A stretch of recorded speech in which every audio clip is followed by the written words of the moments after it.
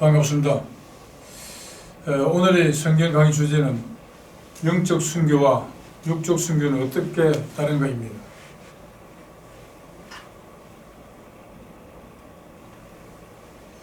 사람들은 성경 공부를 통해 무엇을 얻으려 한다고 생각하십니까? 성경에는 분명히 본 질문에 대한 해답이 있습니다. 그것은 바로 요한복음 5장 39절이며 이렇게 기록되어 있습니다. 너희가 성경을 상고하는 것은 그 속에 영생이 있음이라입니다. 전에도 말씀드렸지만 영생은 한 번 태어난 생명체가 죽지 않고 영원무궁토록 사는 것을 의미하는 것입니다. 또한 성경 인간 세상에 등장한 이후 수많은 사람들이 성경을 공부하였지만 단 한 사람도 성경의 핵심 목적인 영생을 얻은 자는 없었습니다. 그 이유가 등장하는 성경 또한 존재하는데 바로 호세아서 14장 9절이며 이렇게 기록하고 있습니다. 누가 지혜가 있어 이런 일을 알겠으며 이런 일을 깨달으며 누가 총명이 있어 이런 일을 알겠느냐. 여호와의 도는 정직하니 의인이라야 그 도에 행하리라. 그러나 죄인은 그 도에 거쳐 넘어지리라. 이렇게 되어 있습니다. 이렇게 하여 사람은 죄인이므로 성경을 아무리 읽어도 그 참뜻은 결코 알 수 없다고 성경은 말하고 있습니다. 또한 베드로서 3장 16절은 성경을 억지 풀지 말라 스스로 멸망이 이르느니라 라고 하여 더욱 강력한 경고를 해놨습니다. 그러면 어떤 성직자는 바로 풀고 또 다른 성직자는 잘못 풀고 이렇게 했습니까? 아닙니다.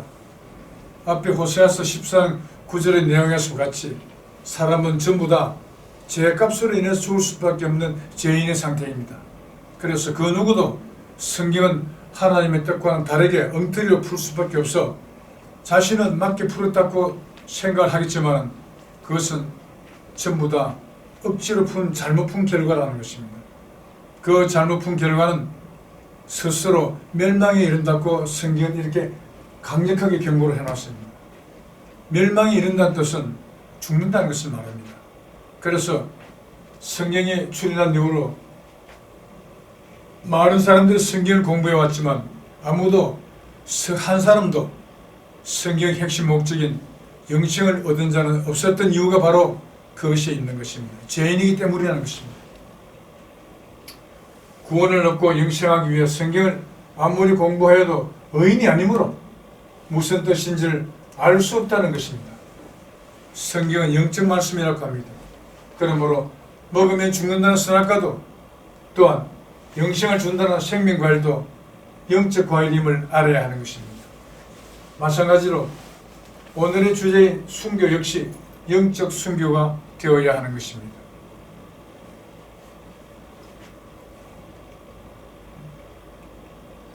순교는 종교를 위하여 죽는다는 것을 의미합니다. 그런데 사람들이 알고 있는 순교는 전부 육적인 순교에 국한되고 있습니다. 우리나라의 경우 역사적인 사건으로 순교가 있었는데 그 첫 번째가 신라 법흥왕 때 불교 도입 과정에서 2차돈의 순교가 있었으며 2차돈의 목을 베었을 때 목에서 흰피가 나왔다고 합니다. 이런 기적적인 현상을 목도하고 감히 불교 도입에 반대할 정치가 있었겠습니까? 그리고 이시조선시대에 서양 종교인 천주교에 대한 박해와 관련되어 김대건 신부의 순교가 있었습니다. 또한 성경 신약 성서에서는 예수를 증거하다가 돌에 맞아 죽은 스데판의 순교에 대한 기록이 사도행전에 기록되어 있습니다. 그런데 이 모두가 다 육적 순교였던 것입니다. 순교자가 되면 천국에 간다고 대부분의 종교인들은 생각할 것입니다. 그런데 사람들이 생각하는 육적 순교는 육적 순교일 뿐입니다. 종교를 위해 죽는 것은 육체가 죽는 것이 아닌 영이 죽는 영적 순교가 되어야 하는 것입니다. 그 천국의 소재지와 육적 순교에 대해서 알아보겠습니다. 성경에는 이런 내용의 구절이 있습니다. 천국이 여기 있다 저기 있다 보도 못하리니 너희 마음속에 있느니라. 누가복음 17장 21절입니다. 또한 너희가 하나님의 성전된 것과 하나님의 신이 너희 안에 거하심을 알지 못하느냐. 고린도전서 3장 16절입니다. 육적 순교는 그 사람의 생명이 끊어진 결과가 되므로 욥기서 14장 10절에 기록된 사람이 죽으면 소멸되리니 라는 내용과는 전혀 다른 의미의 비성경적인 주장이 되는 것입니다.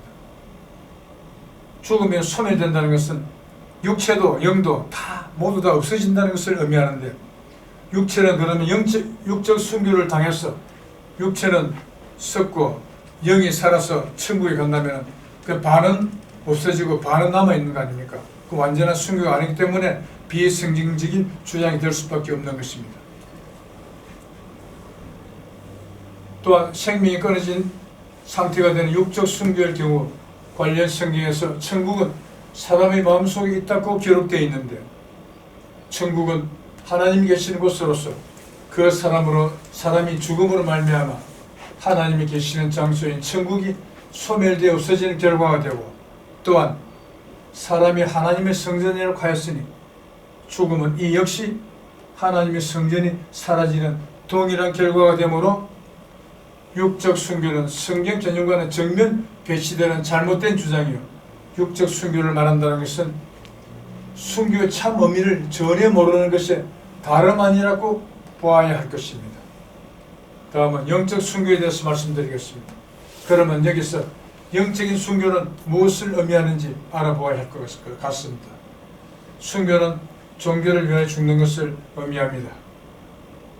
본 용어의 이해를 돕기 위해 각 종교에서 사용되는 유사한 용어를 인용하면 다음과 같은 것들을 들 수 있습니다. 극기, 자신을 극복하였으니 이미 자신이 없어진 즉 죽어지고 순교된 상태라는 것입니다.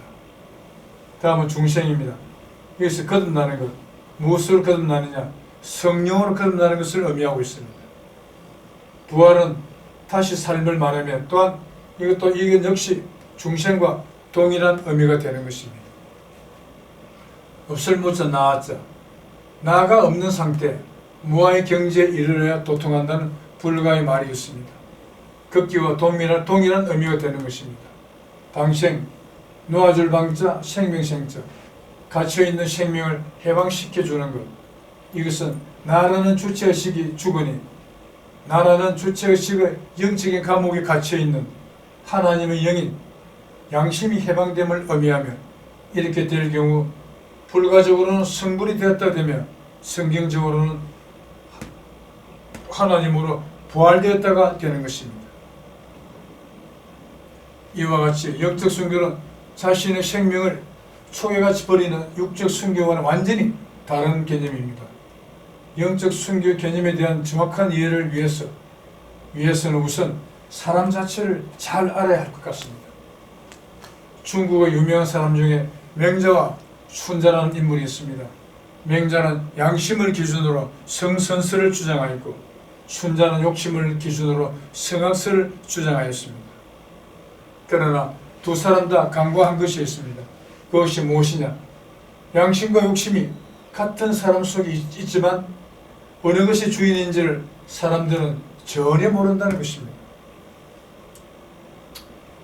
성경 야고보서 1장 15절은 욕심이 잉태한 적 죄를 낳고 죄가 장성한 적 사망을 낳느니라, 이렇게 기록되어 있습니다. 그러므로 사람의 생명은 욕심이 그 사람을 죽인다는 것입니다. 사람의 주인은 그래서 당연히 양심이 아닌 욕심이 틀림없다고 보아야 하는 것입니다.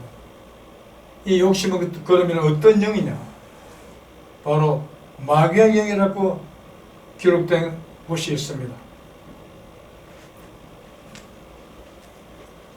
생명을 사망 근세를 잡은 자는 곧 마귀라고 기록되어 있습니다. 히브리서 2장 14절에 나옵니다. 그러므로 양심과 욕심 중에서 같은 사람 속에 있지만은 욕심이 바로 그 사람의 주인 역할을 하고 있는 것입니다. 성경 용어는 대부분 영적으로 풀어야 하는데 하나님의 말씀이므로 사람으로서는 영적으로 풀 능력이 없어 육적으로 풀 수밖에 없고, 그렇게 육적으로 푼 결과는 베드로후서 3장 16절에서 기록된 억지로 푼 결과가 되어서 스스로 멸망에 이르니라는 경고에 해당될 수밖에 없다는 것입니다.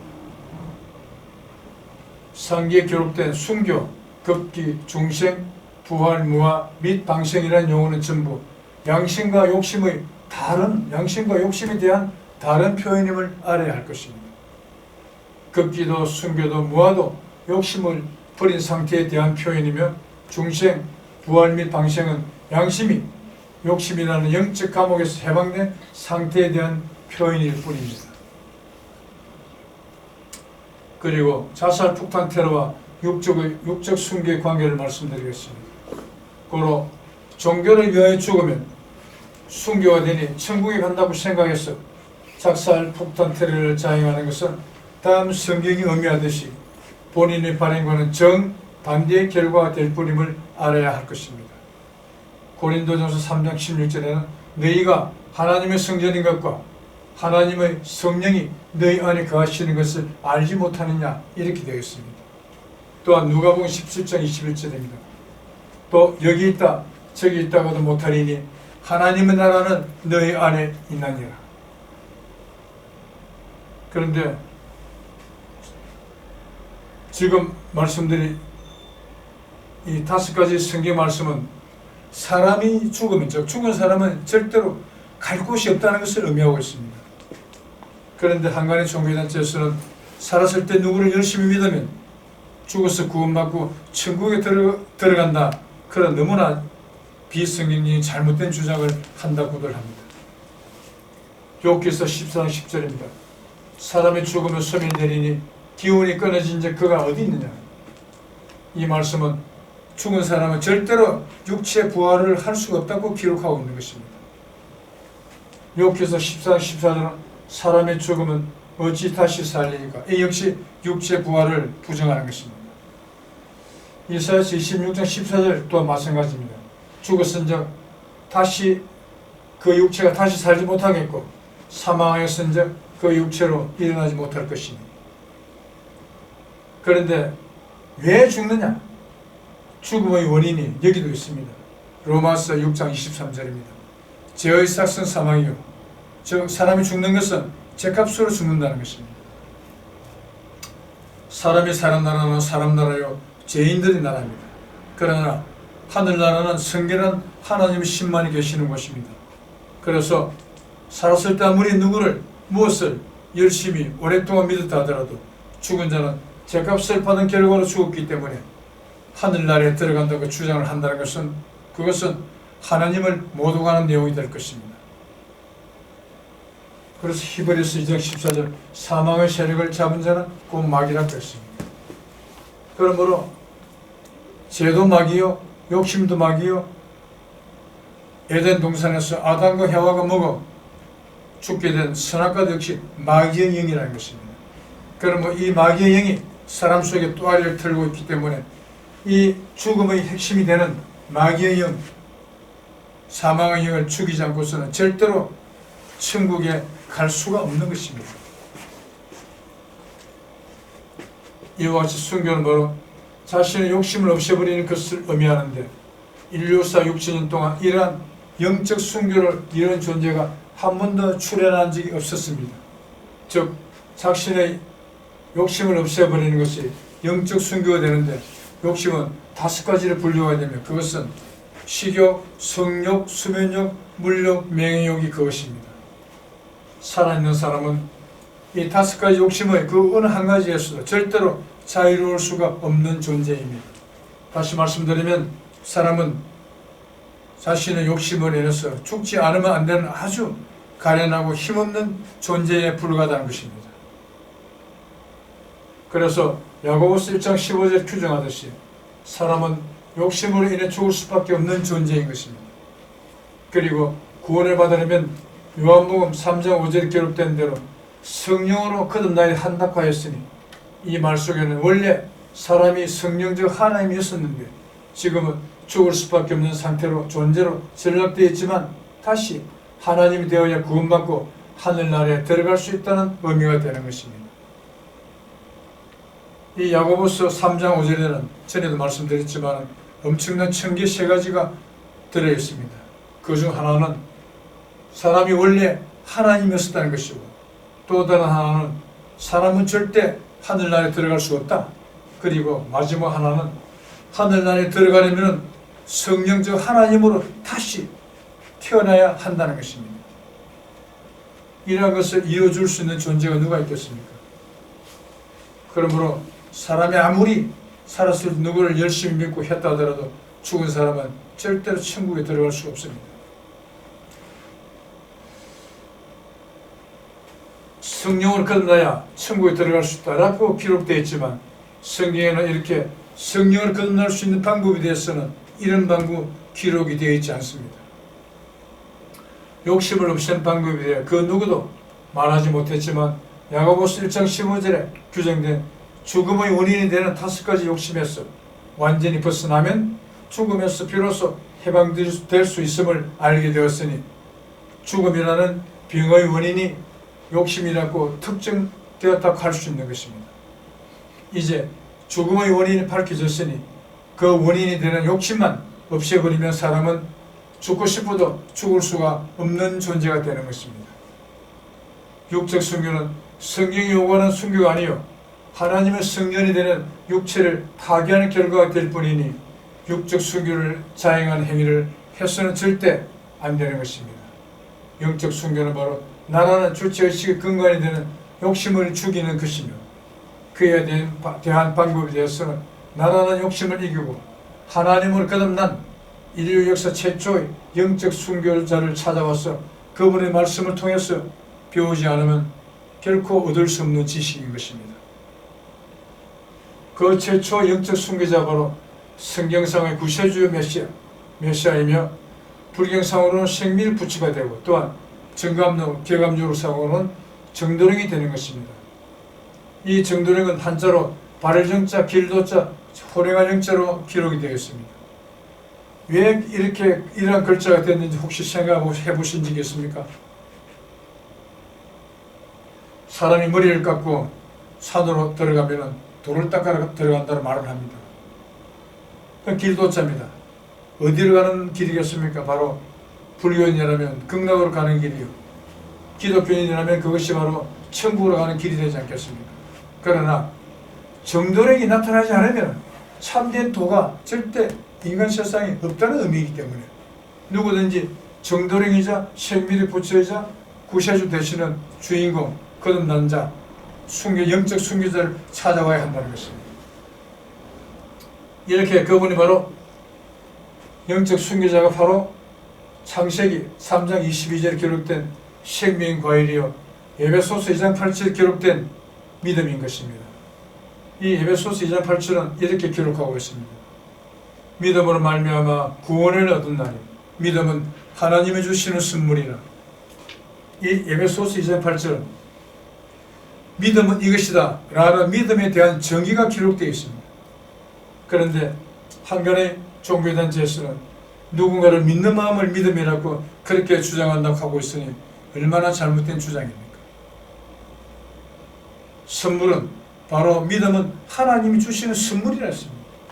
선물은 반드시 그 선물을 주는 존재가 가지고 있는 것을 주게 마련입니다. 하나님은 돈이 많겠습니까? 아니면 금덩어리를 많이 가지고 계시겠습니까? 아닙니다. 하나님은 영생의 신임으로 하나님께는 오직 영생밖에는 가지신 게 없습니다. 그러므로 하나님이 주신다는 선물이 믿음은 당연히 영생이 되는 것입니다. 그도 그럴 것이 죽지 않으면 안 되는 죄인의 신세인 인간들에게 가장 고귀하고 큰 선물은 영생 외에는 있을 수가 없습니다. 또한 이사야서 41장의 동방의인도 요한계시록 이긴 자도 최초의 순교자이며 최초의 부활자로서 구세주가 된 존재인 것입니다. 이 이사야서 41장은 이렇게 기록하고 있습니다. 섬들아 잠잠하라. 동방에서 의인한 사람을 불러일으키리니 열국 왕들이 다 와서 굴복하리라. 땅끝 땅 모퉁이에서 너를 불러일으키리라. 동방이라고 했습니다. 그런데 그 동방 의인 앞으로 열국 즉 전 세계 모든 왕들이 다 와서 굴복을 한다고 했습니다. 그러면 동방 의인은 어떤 존재를 의미하는 것입니까? 그것은 왕중왕을 의미합니다. 왕중왕은 구세주에 대한 또 다른 호칭이 되는 것입니다. 그런데 그 왕중왕 동방의인이 동방의 땅끝 땅모퉁이에서 불러일으킨다 했습니다. 그러면 참구세준에서는 동방의인 그분이 출연하시는 장소가 동방의 땅끝 땅모퉁이라고 했습니다. 누구든지 영생을 바라는 자는 동방의 땅끝 땅모퉁이를 정확히 알고 찾아가서 동방의인을 만날 수 있는 준비를 해야 될 것입니다. 그런데 동방은 예로부터 우리나라 일본 땅을 동방이라고 했습니다. 그런데 선두에 모두에 서두에 섬들어 잠잠하라고 해요. 일본은 제외되었습니다. 그러면 당연히 모퉁이 땅인 우리 대한민국 한국 땅만 남습니다. 그래 동방이 우리나라일 수밖에 없는 게 그것을 입증하는 것이 또 우리나라에 있는 유엔군 사령부를 극동사령부라고 합니다. 동쪽 끝에 있는 사령부. 또 한 가지는 인도의 시성 타고르 시 일본을 방문했다가 돌아가는 배 선상에서 지은 우리나라를 찬양하는 시에 대한 제목이 동방의 등불입니다. 그렇게 객관적으로 동방이라면 당연히 우리나라와 일본 땅을 의미하는 것은 틀림없으며 섬들어 잠잠하라고 하여 일본이 제외되니 우리나라에서 참구세주 되시는 동방의인이 출연하시는 것은 확실합니다. 그 이유는 또한 또 다른 데 또 한 가지 더 있습니다. 바로 그것은 우리의 국조이신 당군 할아버지에게로 올라갑니다. 당군 할아버지가 이스라엘 하나님의 선민 3대 선민인 야곱의 5번째 아들로서 본처 라헬과 약속에 의해서 본처의 장자가 되었기 때문입니다. 이 동방 5번째 아들인 당군 할아버지에게 그 당시 단이었습니다. 이름은 외자 이름이었습니다. 그 단은 억울함을 풀었다 심판자, 재판관이라는 의미를 가지고 있다고 합니다. 그 창세기 49장을 보면 야곱의 12아들에 대한 장래일을 예언하는 내용이 등장하는데 그곳에서 5번째 아들인 단에게 이렇게 예언을 해놓았습니다. 단은 이스라엘 한 지파와 같이 그 백성을 심판하리로다. 단은 길의 뱀이요 척결의 독살이로다. 말국을 물어서 그 탄자로 뒤로 떨어지게 하리로다. 여호와여 나는 주의 구원을 기다리나이다. 이렇게 약속에 의해서 본처와 약속에 의해서 본처의 장자가 된 단에게 심판권과 구원권이 임하였습니다. 이 심판권과 구원권은 오직 구세주만의 권한에 속하는 것입니다. 그래서 우리 이 한반도에는 전부 다 우리 국조 당군 할아버지의 후손들이 살고 있지 않습니까? 그러므로 때가 되어서 동방의인이 우리나라에서 출연하시다는 것을 제가 간접적으로 이렇게 의미하고 있는 것입니다. 성경에는 영적 순교를 의미하는 내용이 존재하는데 그것을 인용하면 다음과 같습니다. 이거는 벌써 앞의 강의에서 몇 번 인용을 했습니다. 보라, 처녀가 잉태하여 아들을 낳을 것이요 그 이름을 임마누엘이 하리라. 그가 악을 버리며 선을 택할 때 미쳐 버터와 꿀을 먹을 것이라. 임마누엘은 하나님 함께 하신다는 의미입니다. 고로 처녀에게 잉태된 아들은 하나님 함께 하신다는 이 의미는 성령 잉태스를 의미하는 뜻하는 것입니다. 그래서 성경을 아시는 분들은 이 구절을 구세주 출현을 예언한 구절이라고 해서 전류가 이룬다는 그런 말씀을 들었습니다. 그런데 임마누엘을 하나님 함께 하시는 임마누엘 잉태한 처녀는 일반 사람입니다. 즉 죄인입니다. 아무리 하나님 함께 하시는 아들이지만 죄인의 몸에 잉태되어서 죄인의 피를 받고 성장해서 출생되므로 일반 죄인과 마찬가지로 죄인으로 출생되는 것입니다. 그런데 중요한 것은 바로 이것입니다. 악을 버린다. 사람에게는 누구나 다 악의 근간이 되는 욕심과 하나님의 마음이 되는 양심 두 가지가 병존되어 있습니다. 그런데 그 중에서 사람의 주인은 욕심이라고 조금 전에 말씀드렸습니다. 그러니까 하나님의 마음인 양심은 욕심의 영적인 옥에 갇혀 있는 상태가 바로 인간인 것입니다. 그래서 인간은 그 욕심을 인해서 죽지 않으면 안 되는 그런 상태로 되어 있는 것입니다. 그런데 그 악을 마귀의 영이 되는 욕심을 악을 버린다. 그러면 악을 순교시켜버리니까 하나님의 영, 생명을 이루고 있는 양심이 그 사람 전체를 차지함으로써 하나님으로 거듭난 결과가 되는 것입니다. 그래서 최초로 영적인 순교자가 구세주가 되도록 되어 있는 것입니다. 그런데 여기서 버터와 꿀을 먹는다고 했습니다. 버터와 꿀을 먹으려면 악을 버려야만이 먹게 된다는 그런 의미가 됩니다. 이 버터와 꿀을 먹을 것이라는 이 의미를 자세히 이해를 하려고 하면 모세가 애굽 땅에서 노예 생활을 하면서 고생하고 있던 이스라엘 민족을 출애굽시킬 때에 그 이스라엘 민족들에게 약속의 땅, 젖과 꿀이 흐르는 가나안 땅으로 갈 것이다 하면서 큰 희망을 걸었습니다. 그런데 인간 세상에서는 젖과 꿀이 흐르는 땅이 있을 수가 없습니다. 그것은 사람이 바라는 이상향으로서 표현된 것이며 즉 천국을 의미하는 것으로 해석이 되어야 하는 것입니다. 즉 버터와 꿀을 먹는다는 것은, 먹게 됐다는 것은 이미 하나님을 거듭났기 때문에 천국에 들어갔다는 것을 의미하는 것입니다. 즉 가나안 땅에 들어가서 이 버터는 양젖과 소젖 등을 만들지 않습니까?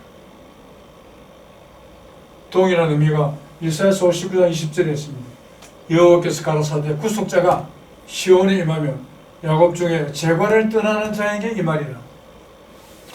이 구속자 역시 구세주를 일컫는 단어입니다. 그런데 여기는 보면 또 엄청난 그 내용이 한 가지 더 숨겨져 있습니다. 하나님이 왜 아브라함을 당신의 백성으로 선택을 했는지 그 선택할 목적에 대해서는 구체적으로 성경책에 기록되어 있지 않습니다. 그러나 여기서 비로소 그것이 드러나는 것입니다. 구속자를 야곱의 후손 중에서 불러일으키기 위해서 아브라함을 당신의 백성으로 선택을 했다는 그 해답을 우리가 여기서 찾게 되는 것입니다. 구속자가 되기 위해서는 재관을 떠나는 자라 해야 된다. 죄를 버린 자, 죄를 순교시킨 자, 또 임마누엘은 악을 버린 자, 동일한 의미가 되지 않습니까? 결론적으로 구원은 구세주를 만나 비로소 가능한 것이니 이 세상 살아있는 사람은 모두 다 아담과 해와의 후손들로서 선악과의 도구로 인해 죽게 되어 있는 상태이지만 그 손을 들어 따먹으면 영생한다는 과일이 생명 과일이니 살아있는 사람이라면 누구나 생명 과일을 먹어야 구원이 되며 성경을 공부하는 목적인 영생을 얻을 수가 있는 것입니다. 구세주가 바로 생명 과일입니다. 그러므로 꼭 구세주를 찾아서 만나야 합니다. 그리고 생명 과일을 반드시 받아 드셔야 합니다. 그 구세주는 바로 경기도 부천시 소사구 역곡 3동 즉 도로 주소로는 부천시 안곡로 209번길 37입니다. 여기에 소지하고 있는 성리재단에 계십니다. 구세주는 죄인과 동일한 모습을 하고 있습니다. 그래서 지난 제5강의 주제 구세주 출현 구름 타고 오실까 아니면 도적처럼 몰려오실까 라는 강의에서 도적처럼 아무도 모르게 오신다고 기록된 관련 성경을 소개드린 적이 있습니다. 그러므로 관련 연서의 개업요록에서도 사인물인 천신강이라고 표현되어 있는 것입니다.